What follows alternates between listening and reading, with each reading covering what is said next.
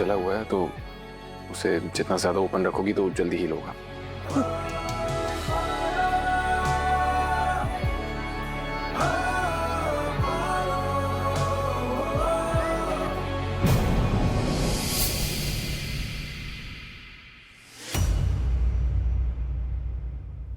मैं तो बस देखने आई थी कि उसे ज्यादा चोट तो नहीं लगी।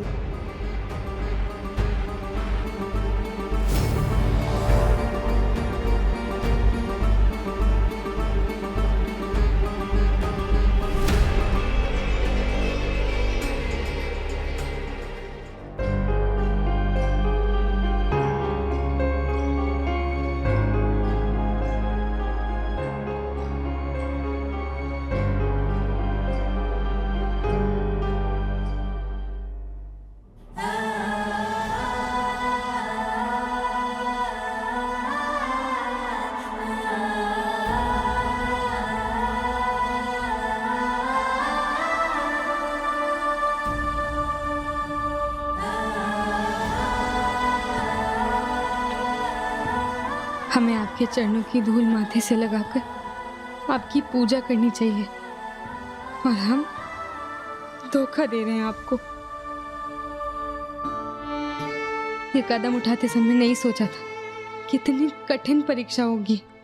समाज के सामने पत्नी होने का दिखावा करेंगे तो धोखा है, पर भगवान जी के सामने ऐसा दिखावा, ये तो पाप है, और हमसे ये पाप नहीं होगा।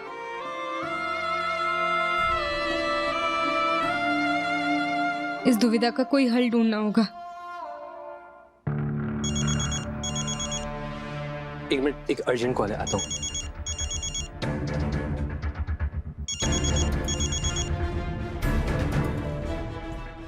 बार बार कॉल क्यों कर रहा है, और वो भी वीडियो कॉल? अरे अरे अरे, फोन काटने की गलती मत कीजिएगा सरकार, वरना परिणाम के हम नहीं होंगे जिम्मेदार। जबान संभाल के बात कर। अरे जबान तो संभाले हुए ही हैं, वरना आप तो जान ही रहे हैं कि अगर हम जुबान खोल देंगे तो आपकी इज्जत मिट्टी में मिल जाएगी। अरे होंगे आप नीलगढ़ के बहुत बड़े चौधरी, अगर हमने अपनी जुबान खोल दी ना तो आप कहीं के नहीं रहेंगे। इसीलिए जल्द से जल्द 10 लाख रुपए का प्रबंध कीजिए, नहीं तो हम अपने जुबान का कोई और कद्रदान ढूंढ लेंगे। 10 लाख क्या मैं अपनी जेब में लेके घूमता हूँ? जेब में नहीं है, लेकिन तिजोरी में तो होगा ना। वैसे भी आपके ठाट बाट को देखा है, तो एक काम कीजिए, 10 लाख का प्रबंध कर दीजिए तुरंत। वैसे भी 10 लाख रुपए तो आप यूं ही किसी पर निछावर कर देते होंगे, तो खोलिए ना तिजोरी और भिजवाइए नगद, कैश, रोकड़ा।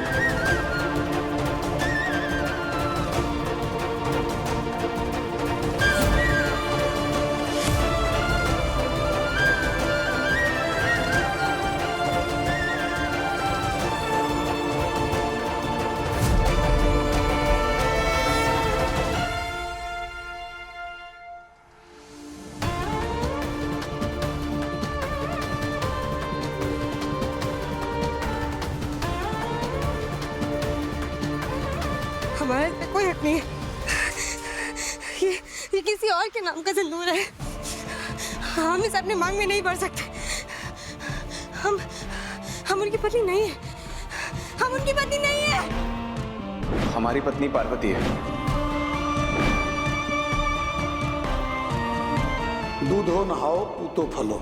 नहीं नहीं नहीं। कान बंद करने से क्या होगा पारो?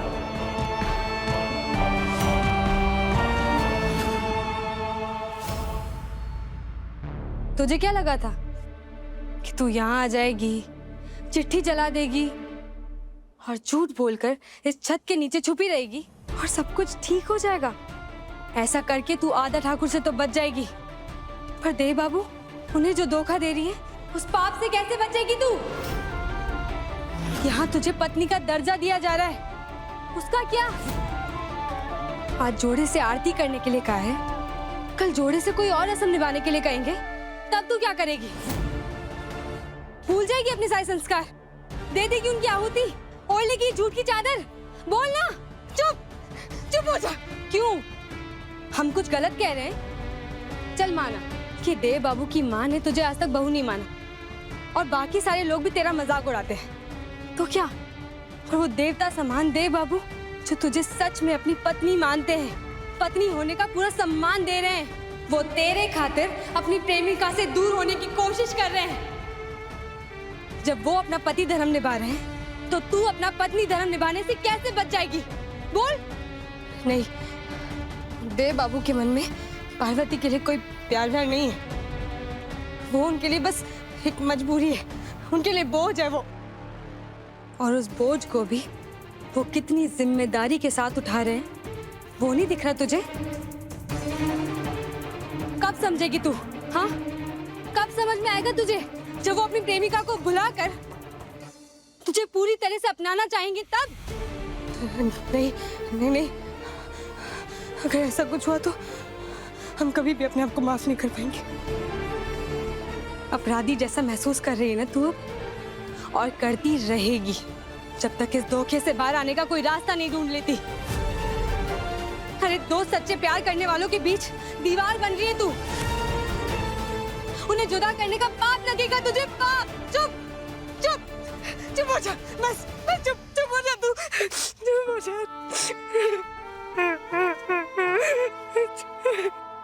अरे हम तेरे मन की आवाज है पारो, चुप तभी होंगे जब तेरा ज़मीर जागेगा।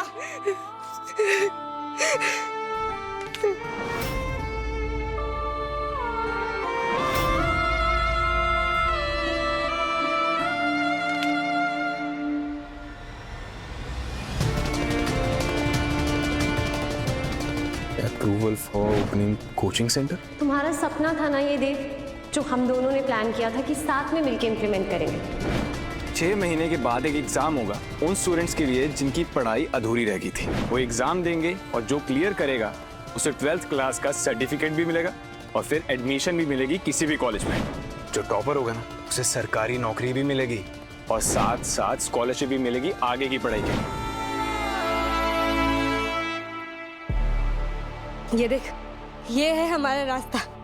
हम पढ़ाई करेंगे और फिर 12वीं का एग्जाम दे देंगे, फिर हमारी नौकरी भी लग जाएगी, फिर हम जाकर देव बाबू को सब कुछ सच सच बता देंगे और फिर ना अपने मम्मी पापा और राजू बूंदी के साथ बहुत दूर चले जाएंगे, फिर सब कुछ ठीक हो जाएगा। पक्का?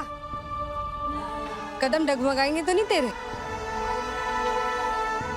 नहीं, इस बार ना ही हम लड़खड़ाएंगे और ना ही अपने ज़मीर को डगमगाने देंगे।